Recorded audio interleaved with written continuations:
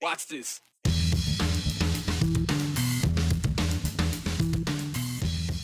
The holiday season is approaching fast, and a lot of Idahoans swear their grocery bill for Thanksgiving shot up this year. But what did the numbers really say? We have a new report breaking down the cost of inflation and what Idaho families are paying compared to the rest of the country. Portland's seen months of tension, protesters on one side, federal officers on the other, but videos from the scene raise tough questions about force and accountability. A college campus, a therapy dog, and a whole lot of birthday love. Frank the Golden Doodle just turned 3, and he's already helped thousands of stressed out students. Days away from Thanksgiving, and I know families are getting the groceries ready for the Thanksgiving feast, and there is a common comment that I have heard on that topic from Idahoans. Seems everything costs more this year. And there's a question, is this just perception or reality? Well, we can begin with the leader of our nation, President Donald Trump. He recently commented that the inflation and perceptions of it is just that, perception. More than anything else, it's a con job by the Democrats.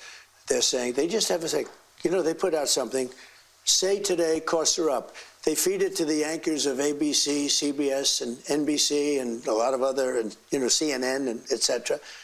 And it's like a standard. I'll never forget they had used a word like manufactured. Do you remember the word manufactured?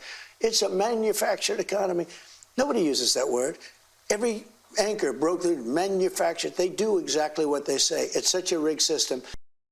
All right, so let's dive into this. A new report from the Joint Economic Committee can help put a number on this question. And by the way, that committee is a congressional committee made up of Democrats and Republicans. And from the beginning of the year through September, Americans have paid about $706 in higher costs directly attributed to inflated costs. And Idahoans are paying even more than the average American. You can see there, $864 from the beginning of this year through September. And this fits with the latest inflation report from the Bureau of Labor Statistics.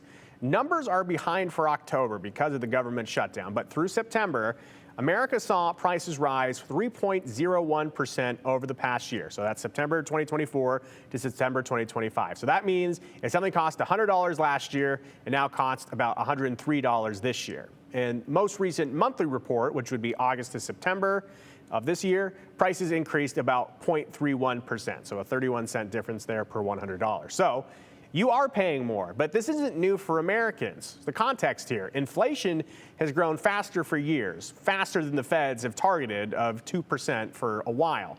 The current administration that took over earlier this year, they're running at about 3%, so a percentage higher than the Fed would like to see. And I'm sure somebody somewhere out there is telling me through the TV, well, what about the numbers during the Biden administration? And we looked into that. During the 4-year Biden administration, consumer prices in 4 years rose 21.5%. And you may remember this was a key issue that President Trump and Republicans ran on. The president said in 2024 that inflation will be in full retreat. At what point? We'll find out. That may be in the eye of the beholder. But some context as you go to the grocery store. So anyways, who is responsible for securing Portland's ICE building? Turns out the boots on the ground and often the rooftop are not ICE agents, but often come from little-known federal agencies, those with broad and controversial authority. And it appears without clearly defined limits. Here's a new investigative report from reporter Kyle Aboshi. Streets filled with smoke, tear gas, and crowd control munitions. For months, there have been sporadic clashes between federal officers and protesters outside Portland's ICE facility. So what's going on here? Who are these officers? And have they crossed the line? Demonstrations against President Trump's immigration policies began in early June and have largely been peaceful. The protests have been focused here, at the ICE facility in South Portland. It sits away from downtown, in the South Waterfront neighborhood. The building is leased by the federal government and protected by the Department of Homeland Security, a job normally done by the Federal Protective Service. But on the ground, we've also seen teams of officers from other agencies called upon to support FPS in what's known as cross-designation. There have been specially trained units, including U.S. Border Patrol BORTAC. a special response team from ICE, along with officers from the Bureau of Prisons. Most nights follow a familiar pattern. Officers emerge from the front gate, then push out in a U-shape or wedge formation, clearing the way for vehicles to enter or exit the ICE building. Although protesters are sometimes antagonistic, video appears to show officers at times responding with disproportionate force. On October 2nd, Leilani Payne stood in front of officers on the street after they cleared the exit, allowing a car to leave the property. She complied, but after the 19-year-old shouted insults and swore at the officers, one of them blasted her with chemical spray in the face. Payne said she had trouble breathing, burning in her eyes, ears, and throat. In some instances, federal officers appeared to attack when there was no apparent threat. Videos show protesters who crossed the blue line marked U.S. Government Do Not Block were tackled by a team of officers.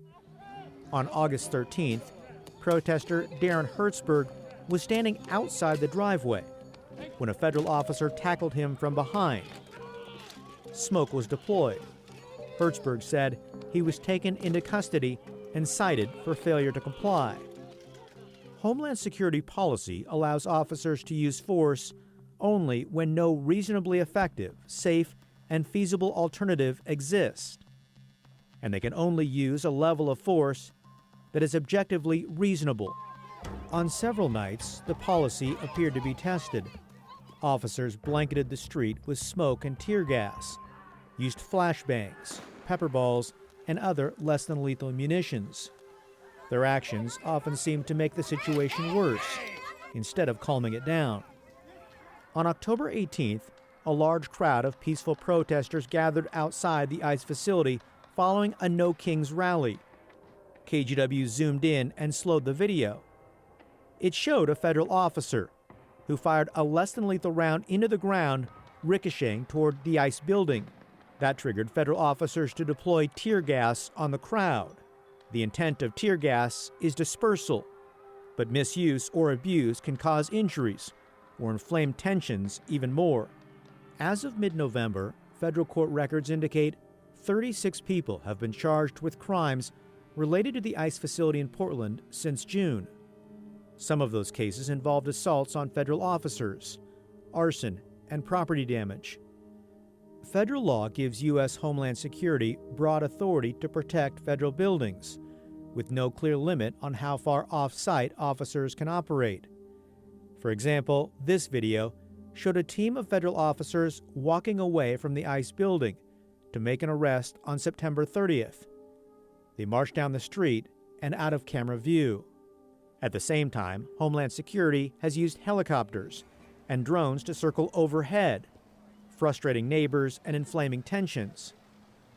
The conflict over immigration policy and attempts by President Trump to deploy National Guard troops helped mobilize a new strategy among protesters: inflatable costumes. But even those in costume have faced off with federal officers. On October 2nd, Seth Todd said he was peacefully protesting in a frog suit when an officer aimed chemical spray directly at his costume's air vent. Protesters and local officials accused the federal government of abusing its authority. Similar complaints were made during the 2020 racial justice protests in Portland, which centered around the federal courthouse. A government audit found that many of those federal officers deployed to Portland in 2020 were not sufficiently trained or prepared for the operation. Many of the same border and security forces have returned to Portland, this time to protect the ICE building. The Federal Protective Service was created to protect public buildings. Now the question is, who's protecting the public? We shared some of the videos in the story with the Department of Homeland Security. In response, a spokesperson wrote, ICE and CBP are trained to use the minimum amount of force necessary to resolve dangerous situations to prioritize the safety of the public and themselves. The statement went on to say that officers use de-escalation tactics and receive ongoing use of force training. Kyle Aboshi, KTVB News. The gunmaker Sig Sauer is facing a new legal problem in Washington state. A federal lawsuit is seeking class action status on behalf of citizens who purchased a P320 handgun. King 5 investigator Chris Ingalls fills us in on this report that we have extensively followed about the controversial firearm and now a latest development. The P320 is marketed as a police and military-grade firearm, but potentially thousands of Washington civilians own this same gun that the lawsuit calls defective. A Snohomish County man named Patrick Schreiber filed the potential class action lawsuit in Seattle federal court. He purchased a new Sig Sauer P320 handgun 4 years ago in Bothell, paying $1,093. What the hell? Oh my God, what was that? Since then, he's become aware of what the lawsuit calls a slew of unintended discharges of P320s, some of which caused grave injuries. There was a shooter? Yeah. It lists 32 other federal cases filed across the country, many on behalf of police officers or federal agents whose duty weapons fired. King 5 broke the story earlier this year when the State Criminal Justice Training Commission banned the P320 at all its facilities that train police officers. Administrators said a recruit's P320 fired without his finger on the trigger at the gun range, nearly striking an instructor. So we will no longer have that firearm on our campus. It could hurt someone, it could kill someone, and we are very concerned about keeping our officers and our instructors safe. The lawsuit filed this week says SIG defectively designed the pistol so that it's effectively cocked, unlike other models on the market. The suit does not say that the plaintiff, Schreiber's P320, ever fired unintentionally, but other cases have claimed that bumping or dropping the gun, even while holstered, causes discharges. Schreiber seeks unspecified damages from Sig Sauer for violations of the Washington Consumer Protection Act. New Hampshire-based Sig Sauer did not respond to our request for a comment for this story, but the company has said in the past that the P320 cannot fire without a trigger pull. I'm Chris Ingalls in the King 5 newsroom. Staying in Washington state, before thousands of runners take on the Seattle Marathon next weekend, one landmark in the city's running world is marking a milestone of its own. Super Jock and Jill, the country's first female-owned running store, is celebrating 50 years in the business. Bridget Chavez takes us inside the shop that helped generations of runners.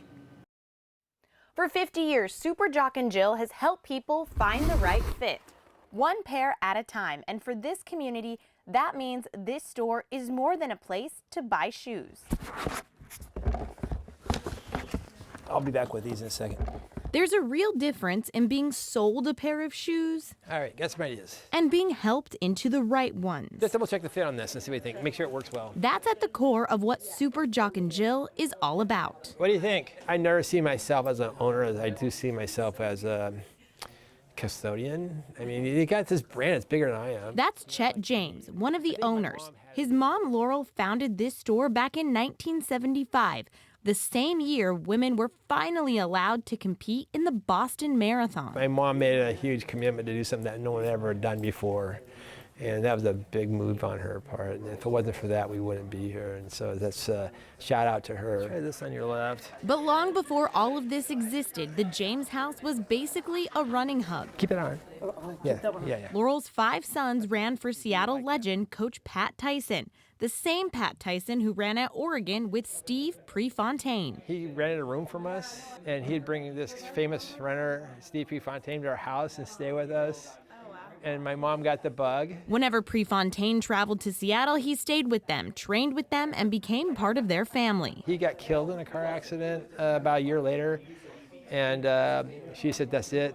I'm going to start a running store. He's kind of inspiration for her to start the store. And then try that guy. The store quickly turned into a meeting place for runners from all over the Northwest, with a location next to Seattle's Green Lake.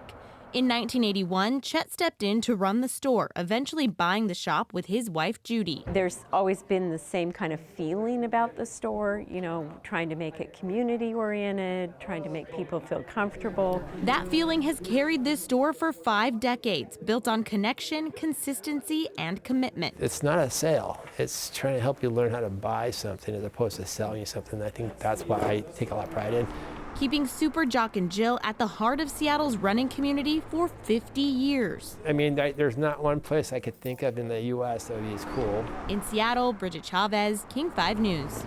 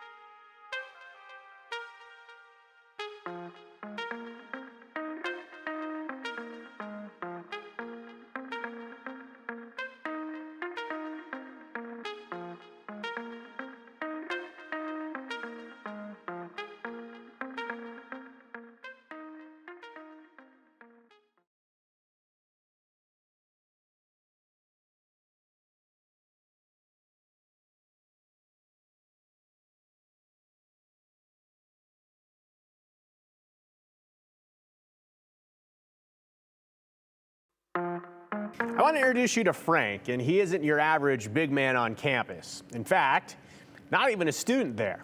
He's a 3-year-old golden doodle dog who's spending his birthday doing what he does best, lowering stress levels at Cal State San Marcos. As it turns out, 1 hour with Frank can turn a quiet library into a laughter lab. Shannon Handy shows us why this furry therapist is becoming the most popular guy on campus. Frank is a golden doodle who is celebrating his 3rd birthday. He's done a lot in a short period of time. 3 times a week, he visits students here at Cal State San Marcos, easing stress and bringing joy. Oh, good boy, buddy. Laughter coming from the library. It's not a normal sound in what's usually a quiet place. But that's exactly what could be heard for an entire hour today at Cal State San Marcos. I have regulars that come every week and they just love it. You can see the stress on their face and they leave and they feel so much better. Tracy Daly is Frank's owner. She's also a licensed dietitian and lecturer at the university teaching Pilates and wellness. Her idea to have students spend time with Frank on campus started years ago when she saw just how beneficial it was to bring her late yellow lab Bailey to visit children at Rady Children's Hospital. I saw how she was able to help kids walk for the first time after a traumatic brain injury, or kids who were getting an IV put in for the first time. And it's scary. And so having a dog there for distraction and just some extra furry love, it changed my life. So I knew that I wanted to bring something like that here on campus. It took a year to get approval. The program officially got underway in the fall 2025 semester. In just a few short months, Frank has completed nearly 1,600 visits across campus, partnering with different departments and programs and supporting student mental health. Some students love it so much they'll come to campus to see Frank even on days when they don't have class. I feel like I have nothing to really worry about because I'm just focusing on Frank and just focusing on the moment. Others tell me Frank reminds them of home. They see a dog and go, oh my gosh, a dog, I haven't seen one in so long, you know. So I don't know, it's really nice. Frank isn't just popular at Cal State San Marcos. He sees kids at Rady's at least twice a month and has a growing social media following. While I was with him today, he got a lot of extra love, not because of my camera, but it's his 3rd birthday. There we go. He celebrated with treats both for him and his beloved humans. Tracy says it's exactly what he wanted and the perfect way to kick off another year of doing the same. He doesn't like to sit home and do nothing, and this is his job, and he loves it. Shayna Handy, good job. CBS 8.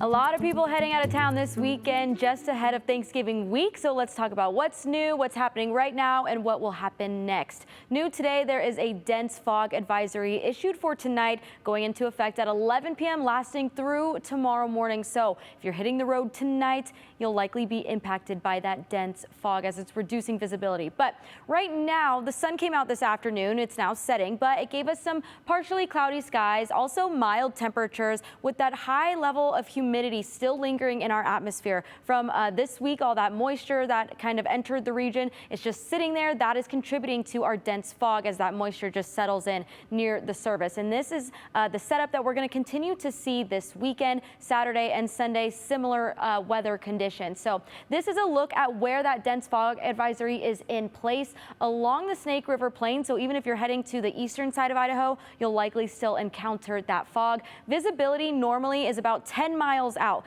but we could see it reduced more than 90%. It's possible that at times you could pass through pockets of only a quarter-mile visibility. So this could impact your driving, of course, but also flying, as pilots could have a difficult time navigating through dense fog as well. So if you're hitting the road driving, you're still going to want to slow down, give yourself plenty of space, use your lights as well. If you have fog lights, use those. If not, use your low beam lights. You do not want to use high beam lights because those those high beam lights can be reflected off of the water droplets that are in the fog. So we can look at this future cast here. That's going to tell us the visibility in mileage, how far you'll be able to see out. Right now, this is where we're at. Most of the Treasure Valley has full visibility still. Mountain Home reduced visibility a little bit right now, as well as McCall. But as we approach 11 p.m. tonight, when that fog advisory goes into place, you can see we're seeing about 70% of a reduction of visibility across the Treasure Valley, Magic Valley as well. Even the mountains seeing some reduced visibility, although not as much as the valleys are sitting in those low elevations where that fog settles a little bit thicker. Tomorrow morning, we're still going to have temperatures warmer than normal. We're usually seeing sub-freezing mornings at this point in Boise. Tomorrow, we're seeing a morning of 36 degrees.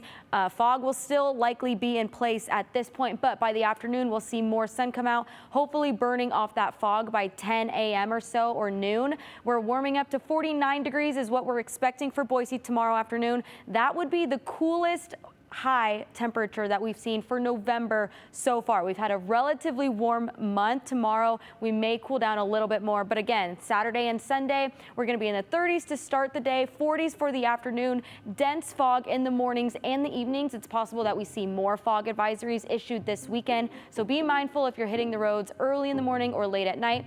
Monday we have a cold front come through, going to drop our temperatures just ahead of the Thanksgiving holiday.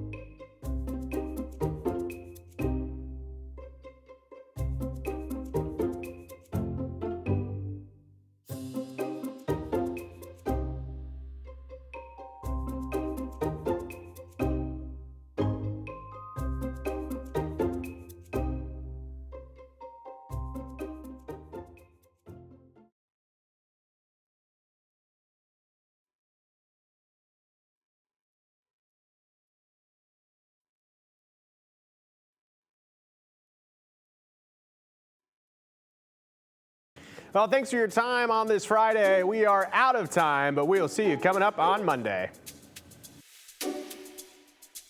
Continue with us and watch free now on the KTVB Plus app everywhere you stream.